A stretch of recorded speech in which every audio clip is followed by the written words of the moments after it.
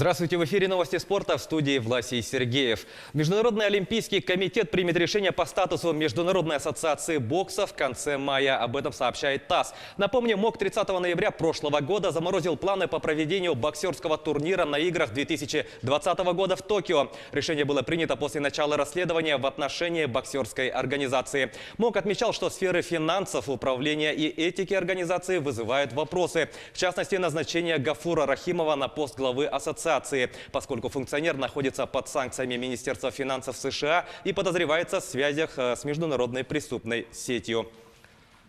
Международная ассоциация легкоатлетических федераций допустила 5 российских спортсменов к участию в соревнованиях в нейтральном статусе. Об этом сообщает пресс-служба организации. Допуск получили Елизавета Каменец, выступающая в семиборье, десятиборец Александр Комаров, прыгун в длину Раиль Кутуев, бегунья Лилия Мендаева и Алексей Шевчук, соревнующийся в спортивной ходьбе. В общей сложности в 2019 году 67 российских легкоатлетов получили допуск для участия в соревнованиях в нейтральном статусе. 15 заявок в этом году были отклонены.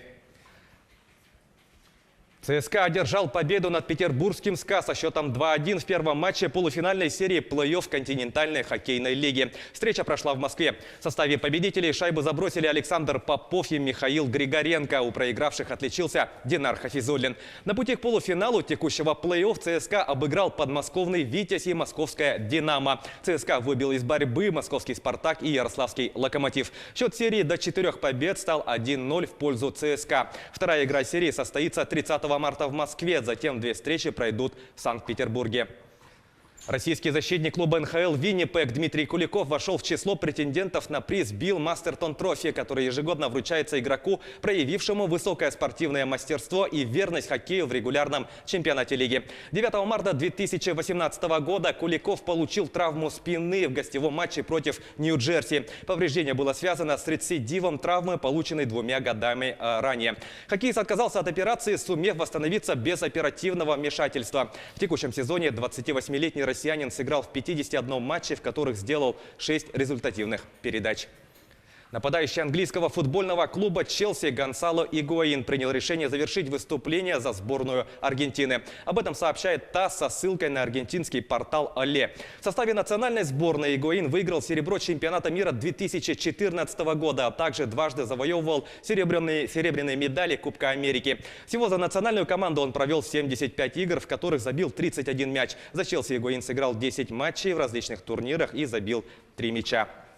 Игроки мини-футбольного клуба «Алмаз Алроса» настроены только на победу. Об этом в преддверии матча с Московской Красной Гвардией заявил главный тренер мирнинцев Владимир Проминский. Встреча 25-го тура состоится завтра в Троицке. Якутяне в турнирной таблице за 5 туров до конца регулярного чемпионата занимают 3-е место. Гвардия идет на 13-й позиции. Наша команда готовится к очередной игре с Красной Гвардией, чтобы подойти к ней во всеоружии. Нам терять очки нельзя, как и нашим конкурентам. Осталось 5 игр, права на ошибку нет. Это надо донести до игроков, чтобы даже мысли в голове не было играть спустя рукава. Игра первого круга нам далась тяжело, были ошибки в обороне. Сейчас ребят настраиваем только на победу, заявил Проминский.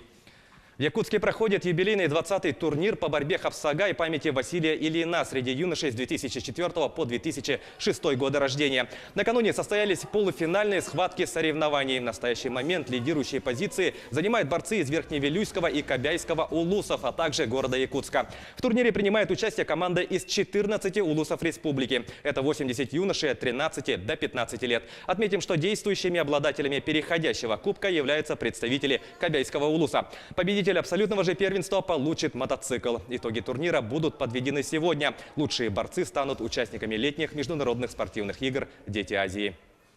Приехало 9 участников. Сейчас в финал вышли 2. До 40 килограммов Афанасий Иванов и 62 килограмма